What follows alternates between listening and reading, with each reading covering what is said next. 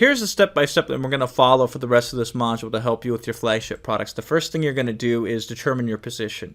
So there's 3 major categories that a flagship product falls under with 5 different levels, and we're going to hone in on what that level is for you and what that position is going to be. Once you determine that position, we're going to plot out your path on how you're going to build up to and then execute upon getting your flagship product to amass the market share required so you can own that market and defend that position indefinitely.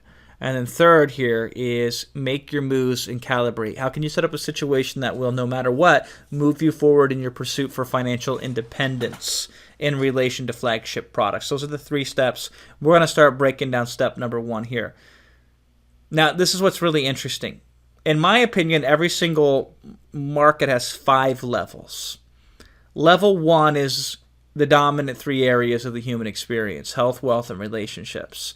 Then level 2 is general categories that fall underneath those 3 areas of health, wealth, and relationships.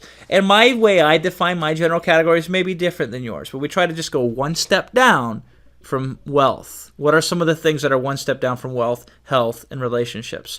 And then level 3 is this: more specific vehicles within those general categories that you define in level 2. Level 4, a facet of a specific vehicle that you feel like you could own, and that's where you really get an idea of what your flagship product is. And then level 5 is the thing within that facet of that specific vehicle from that general category that falls under the 3 dominant areas of the human experience. That's what you're immediately going to start focusing on. So those are the 5 levels. I'm going to give you some specific examples of breaking down each of these levels so you can understand it and see it and then use it.